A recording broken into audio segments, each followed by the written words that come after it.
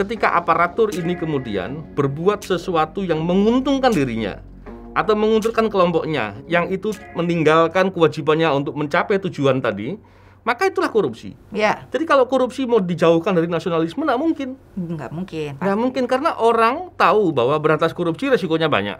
Ya. Koruptor itu semuanya pasti orang-orang yang punya kekuasaan. Kalau nggak punya kekuasaan, nggak mungkin korupsi. Nggak bisa kan? Nggak bisa. Masyarakat biasa nggak bisa korupsi. Yang bisa adalah orang yang punya Jadi harus yang punya amanah, punya kekuasaan untuk berbuat sesuatu untuk seperti tujuan negara tadi, diantaranya mencerdaskan kehidupan bangsa, menyejahterakan, dan banyak hal lagi. Kemudian tidak lakukan itu, dia korupsi. Ya. Amanah-amanah yang dia terima itu. Yang kedua, orang-orang yang lain adalah orang-orang pebisnis atau pengusaha-pengusaha hitam. Pengusaha hitam maksudnya pengusaha jahat ya, yang kemudian menghalalkan segala cara, menghalalkan segala cara, mencari keuntungan, dan kemudian dia menggunakan kesempatan untuk mendapat keuntungan, dan itu merugikan negara. Ketika kita melihat seperti itu, orang-orang ini kan orang-orang yang punya uang. Bahkan di beberapa kasus. Nah, ini orang-orang yang punya uang yang bisa bayar buzzer gitu ya? Nah, diantaranya.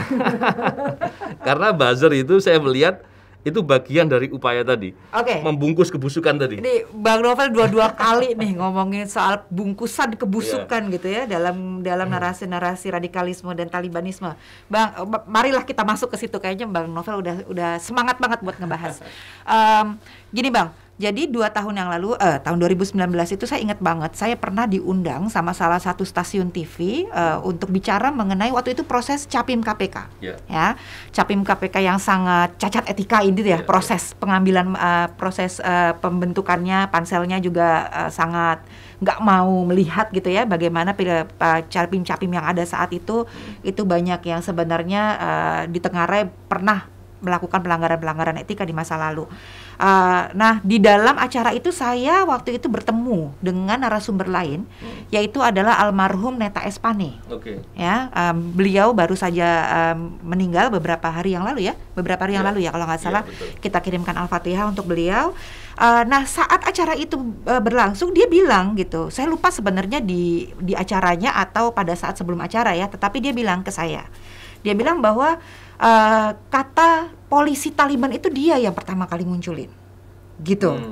Tetapi konotasinya dan konteksnya sangat berbeda dengan apa yang kemudian disebarkan oleh orang-orang. Waktu itu dia bilang bahwa yang dia mau katakan dengan si polisi Taliban itu adalah bahwa di KPK para penyidik-penyidik yang berasal dari institusi kepolisian ini itu bisa dikelompokkan menjadi 2 kelompok. Yang satu itu adalah polisi Taliban, yang satu lagi polisi India, gitu. Nah, si polisi India ini kenapa disebut polisi India? Karena kalau kita nonton film-film India gitu ya, Inspektur Vijay dan segala macamnya itu biasanya konotasinya mereka karakternya itu adalah polisi-polisi yang ya integritasnya bisa dinego lah gitu. Bisa disuap, korup, dan gampang memeras dan segala macam. Sementara si Pak Neta ini kemudian menggunakan kata polisi Taliban untuk memperlihatkan bahwa justru ini adalah polisi-polisi yang tegak dalam integritas, komitmennya jelas terhadap pemberantasan korupsi, dan gak bisa dinego sama sekali gitu. Tapi rupanya kemudian ada aktor-aktor tertentu yang memanfaatkan pelabelan ini dan kemudian menariknya keluar, pindah ke konteks lain, yaitu adalah radikalisme yang sama sekali nggak dibahas dan tidak diniatkan oleh Bang Neta waktu itu ya. Nah, dari situ kemudian kita melihat bahwa narasi ini luar biasa kenceng pada saat proses Capim. Ya Bang ya, ingat ya. Walaupun mungkin Bang Novel ngerasa bahwa sebenarnya udah mulai di 2017, tapi tahun 2019 itu luar biasa kenceng. Terutama sekali adalah memanfaatkan polarisasi masyarakat, ya kan? Karena memang masyarakat kita lagi benar-benar di dalam masa ada perkubuan, baik secara politis maupun juga ideologis gitu, sehingga sangat mudah untuk digiring ke dalam sebuah narasi tertentu yang sesuai dengan kelompoknya masing-masing. Salah satunya adalah narasi ini. Kalau saya merasa bahwa sebenarnya orang-orang yang kemakan sama isu Taliban ini bukan orang-orang bodoh loh Bang. Mereka itu orang-orang yang saya kenal ya, paling tidak itu adalah orang-orang yang pintar. Jadi saya tidak merasa bahwa mereka dibodohi. Tetapi mungkin mereka emosionalnya itu dimanipulasi. Gitu, karena disodori dengan sebuah ketakutan besar akan sebuah radikalisme yang ada di KPK. Sehingga begitu takutnya sehingga mengizinkan KPK diapa-apain aja. Mengizinkan calon pimpinannya nggak apa-apa deh, nggak etis, yang penting dia kuat, nanti bisa mengusir semua radikal-radikal itu ya dari KPK. Begitu jadi cara berpikirnya di saat itu. Nah sekarang kita ngomongin mengenai si radikalisme ini nih. Ini kan banyak banget ya gosip-gosipnya ya Bang ya, gitu yang dikait-kaitkan dengan itu. Saya pengen tabayun nih sama Bang Novel. Salah satu yang kemudian digeret-geret ke radikal-radikal ini, kalau kita ngomongin orang-orang yang terkena radikalisme kan sebenarnya gini Bang, proses bagaimana seseorang yang aslinya moderat kemudian berubah jadi radikal itu kan sebenarnya panjang ya. Ada proses tertentu, dia diajakin untuk menganut paham mayoritarianisme gitu. Karena saya kelompok mayoritas, saya punya hak lebih daripada kamu yang minoritas misalnya. Terus kemudian digiring untuk masuk ke dalam sebuah eksklusivisme beragama gitu ya. Kami kelompok yang yang punya dapat hidayah gitu. Kalian semua adalah sesat gitu, yang tidak sesuai dengan kelompok kami. Terus kemudian masuk ke kelompok intoleransi yang gampang ngebid'ahin dan segala macam. Lalu kemudian masuk ke radikalisme. Jadi prosesnya panjang tuh, ya.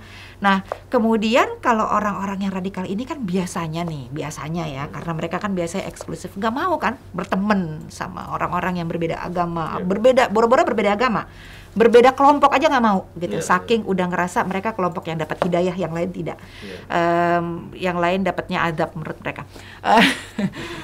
Nah, si orang-orang ini kan nggak mau ya bermain sama yang lain. Kalau Bang Novel gimana? Main nggak sih, nongkrong nggak gitu sama orang-orang yang beda agama?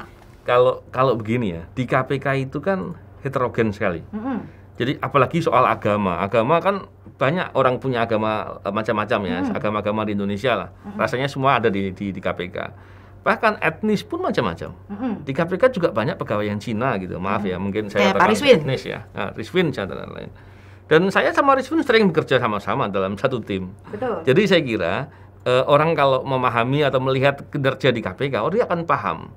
Dan ketika terus kemudian isu tadi yang dikatakan seolah-olah ada suatu orang yang punya kepentingan tertentu, ingin eksklusif, atau orang yang ingin membawa seolah-olah mayoritas harus dapat lebih dan lain-lain. Di KPK itu tidak pernah bahas itu. Di KPK adalah bahas bagaimana ketika korupsi betul-betul mengganggu masyarakat. Begitu kalau kita lihat beban kepada masyarakat terkait dengan korupsi yang begitu luar biasa, itulah yang membuat kami kemudian mau memilih jalan sekalipun dengan resiko-resiko yang besar, itu mau melakukan langkah-langkah untuk memberantas korupsi. Tapi kan itu dalam ranah kerja ya Bang gitu. Kadang kan orang bisa aja berpikir ya jelas aja kan kamu dibayar timnya itu ya udah terserah gitu ya. Tapi kalau di luar gimana? Bergaul nggak Bang sama yang lain? Di luar itu kebanyakan pegawai KPK itu kan banyak aturan-aturan. Contohnya pegawai KPK itu kan nggak boleh dibayari. Tidak boleh bertemu dengan orang-orang yang terkait dengan perkara. Betul. Atau orang-orang yang bisa berpotensi mengganggu konflik of interest. Jadi maka di KPK jarang sekali ketemu dengan orang-orang di luar. Dan itu dari dulu. Dari dulu. Oke. Makanya kadang-kala jadi mainnya sendiri aja sama orang-orang KPK aja. Enggak juga. Contohnya saya membatasi untuk tidak terlalu banyak menggunakan waktu ketika saya libur untuk pergi-pergi kemana-mana. Saya lebih banyak dengan keluarga, dengan warga-warga sekitar. Oke. Nah, ketika mau menilai dengan warga-warga sekitar, tentunya bisa dilihat. Kalau interaksi, saya kira kita nggak ada batas-batasan ya. Dengan siapapun yang berinteraksi dalam kebaikan, kita lakukan. Tuh, tapi jadi kalau dasarnya adalah berinteraksinya dalam kebaikan, bukan dasar agama, ras, dan segala macam ya. Tapi kalau kemudian contohnya seperti kalau kami sedang nggak ada banyak kegiatan dulu ya kongko nongkrong di sana sini, memang kami jarang lakukan karena memang waktu di KPK itu begitu luar biasa, menyita waktu sehingga waktu dengan keluarga itu sangat kurang. Sehingga kami ketika waktu libur lebih banyak berkumpul dengan keluarga. Jadi seperti itu sebenarnya. Tapi kalau sisanya ya kegiatannya banyak di kantor. Saya pernah ketika setelah belakangan ini saya melihat beberapa kawan-kawan yang menceritakan aktivitas kehidupan sehari-harinya yang betul-betul tersita banyak untuk kegiatan di kantor. Saya kadang melihat, oh luar biasa pengorbanan mereka. Saya nggak pernah terpikir kemudian hal begitu bisa ditarik isu seolah-olah orang-orang KPK eksklusif, tidak mau bergaul. Sebetulnya bukan masalah tidak mau bergaul gitu ya. Dalam interaksi bisa dilakukan dengan hal apapun, sepanjang tidak berpotensi melanggar kode etik di KPK. Masalahnya gini kadang-kala, contoh kalau kami pergi kumpul rame-rame atau kongko begitu ya, di pegawai KPK. Di KPK kan pergi nggak boleh dibayarin. Betul. Terus bagaimana kalau kumpul? Sementara kita membayarin semuanya juga sulit gitu. Tapi membayar sendiri juga serba problem. Jadi kadang-kala hal begitu-begitu yang membuat batasan-batasan itu menjadi kendala dalam komunikasi sehingga dianggapnya seolah-olah oh ini nggak mau kumpul nih. Faktanya bukan begitulah masalahnya. Oke. Kalau nggak salah nih ya, Bang Novel, kuasa hukumnya juga non Muslim ya, Bang? Iya, saya ada sama Bang Saur. Saya sama Bang Saur juga dekat. Dengan kawan-kawan LBH, saya juga komunikasi, kawan-kawan ICW, bahkan dengan banyak kawan-kawan yang aktivitasnya membela kepentingan masyarakat yang lemah, membela kepentingan yang sangat mendasar. Saya sering ikut diskusi, bahkan hal-hal yang di waktu saya kosong atau senggang ada memungkinkan saya diskusi soal hal-hal demikian, dan itu tidak mengganggu kegiatan saya di KPK, saya sering lakukan itu. Oke, jadi jelas ya sebenarnya teman-teman gitu bahwa tim kuasa hukumnya Bang Novel aja non Muslim gitu, maksud iya dianggap radikal. Kalau radikal kan biasanya nggak mau main sama yang beda gitu. Yes. Apalagi terus kalau misalnya kita lihat gitu bahwa ternyata yang diajak main sama Bang Novel itu adalah yang penting adalah pada kebaikan bersama. Nah tapi ngomong-ngomong, ini kayaknya memang Bang Novel ini apes kali ya, nggak tahu apes, nggak tahu emang udah diincer gitu. Jenggotan sih gitu, jadinya gampang banget di stigma seperti itu. Saya ngebayangin George Washington kesian banget ya kalau hidupnya zaman sekarang, dia pasti dituduh radikal juga gitu. Saya penasaran sebenarnya mengenai radikal-radikal ini ya, yang sangat berkaitan dengan polarisasi gitu. Satu hal yang sering banget orang-orang katakan tuh adalah begini. KPK tuh nggak berani ngusut kasus DKI gara-gara Novel Baswedan, itu kan sepupunya gitu. Ya, dan karena mereka kelompok polarisasi ini sangat punya kebencian level tertentu lah kepada Pak Anies gitu, akhirnya Bang Novel kena mengenai masalah ini. Gimana Bang tanggapannya? Gini, kalau terkait dengan tadi kenapa kok Pak Anies atau Bang Anies nggak diusut korupsi oleh saya? Kebalik. Karena di KPK itu ada ketentuan tentang konflik of interest. Ketika ada korupsi yang dilakukan dengan orang tertentu yang diduga pegawai KPK ini punya hubungan dengan yang bersangkutan, maka yang bersangkutan harus mendeklarasikan diri bahwa yang bersangkutan adalah konflik of interest. Jadi nggak boleh masuk ke situ. Jadi kalau kemudian dikatakan bahwa kalau Bang Anies ada korupsi dan kemudian saya nggak menangani, saya kira salah dia. Karena justru sebetulnya seandainya pun ada perbuatannya korupsi, maka saya nggak boleh ikut nangani. Iya. Jadi kalau disuruh saya nangani, justru dia menyuruh saya konflik of interest. Jadi saya kira cara berpikirnya kebalik. Kebalik. Dan juga ini salah satu keapesannya Bang Novel juga. Namanya sama-sama Baswedan sih gitu. Baswedan tuh marga. Iya benar gitu. Boleh nggak ganti marga dulu sebentar sampai segala polarisasi ini hilang gitu Bang. Mungkin akan lebih aman. Saya melihatnya itu gini. Itu seperti bungkus lah. Artinya memang dibuat sedemikian rupa. Jadi saya nggak meyakin itu terjadi secara natural ya. Karena tadi yang saya katakan, upaya-upaya untuk membuat persepsi, bahkan sampai stigma dalam keadaan-keadaan tertentu, itu kan dilakukan dengan terus-menerus. Kalau kita lihat contohnya, saya berjenggot. Dulu berjenggot juga nggak pernah ada masalah gitu. Jadi ketika terus kemudian baru dikatakan sekarang, saya jelas itu melihat itu adalah upaya untuk membuat stigma atau persepsi yang tertentu sesuai dengan apa yang diharapkan oleh yang punya kehendak itu. Tapi yang orang-orang yang ngotot banget dengan masalah korupsi di DKI ini gitu ya, kalau dikasih jawaban seperti Bang Novel tadi, ini konflik of interest, saya nggak bisa ikut serta di situ gitu. Ini kemudian mereka berdalih bahwa tapi kan KPK-nya dipengaruhi oleh Novel Baswedan sehingga tidak diusut. Sebenarnya cara mempengaruhinya gimana? Bang Novel paham nggak mengenai kasus ini? Sebenarnya diusut atau enggak? Udah sejauh mana? Bagaimana prosesnya gitu? Saya belum pernah mendengar kasusnya apa.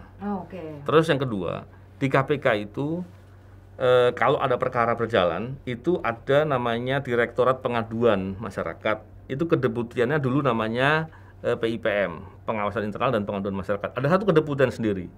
Kalau kemudian perkara itu dilaporkan ke KPK, pasti yang handle adalah pegawai KPK yang bagian Direktorat Pengaduan Masyarakat. Dan itu nggak ada hubungan dengan saya penyidik. Penyidik itu dalam kedeputian penindakan. Kalau kemudian perkaranya solid, maka diserahkan untuk ditindaklanjuti ke Direktorat Penyelidikan. Dan itu saya nggak di sana. Nah, ketika penyelidikan kemudian ada ditemukan 2 alat bukti, baru dilapor kepada pimpinan, dan pimpinan akan menunjuk penyidik. Jadi kaitan dengan saya jauh sebenarnya. Pertanyaannya, kalau kemudian dikatakan bahwa saya bisa mempengaruhi seluruh KPK, apakah yang mengatakan gitu? Apa yang dimiliki?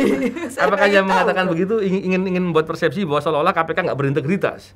Padahal di KPK ada yang dari polisi, ada yang dari kejaksaan, ada yang dari BPK, BPKP, ada kementerian lain, dan ada orang-orang yang memang pegawai KPK tetap.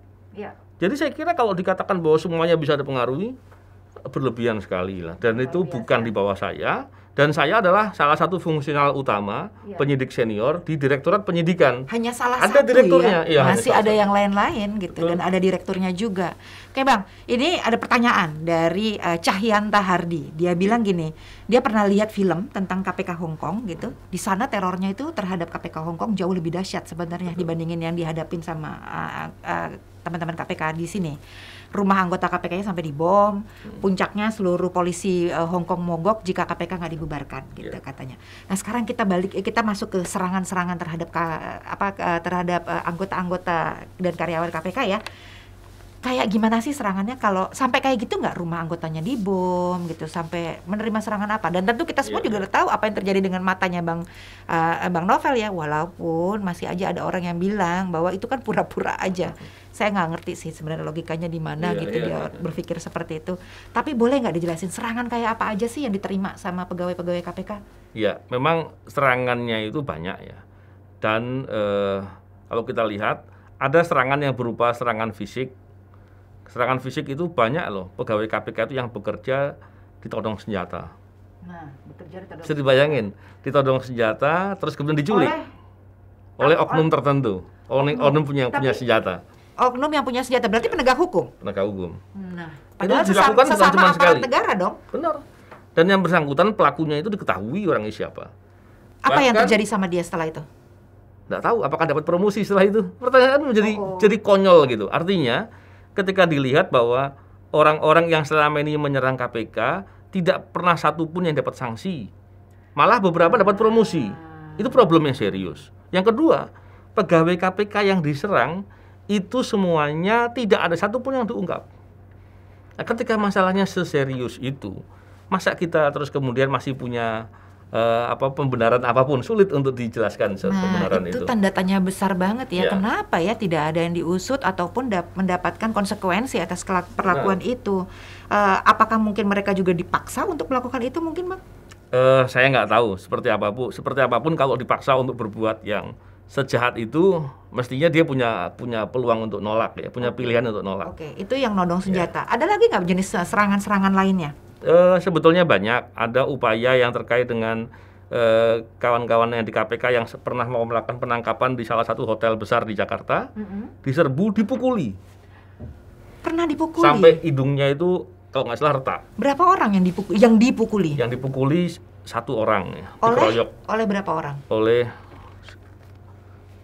belasan atau mungkin orang mungkin. Teridentifikasi nggak siapa yang memukuli? Jelas teridentifikasi, diberitakan, dan semuanya jelas, dilaporkan tapi nggak diproses sampai sekarang. Apakah mereka terkait instansi tertentu atau preman atau siapa? Orang yang sedang dalam pengamatan untuk di OTT. Dan saya yakin upaya-upaya begitu biasanya ada suatu persekongkolan tertentu yang orang-orang itu berani berbuat karena ada yang backup. Oke, ini yang dikatakan oleh Pak Sujanarko sebagai perselingkuhan itu ya? Iya. Jadi itu contoh ya. Dan banyak lagi yang lain.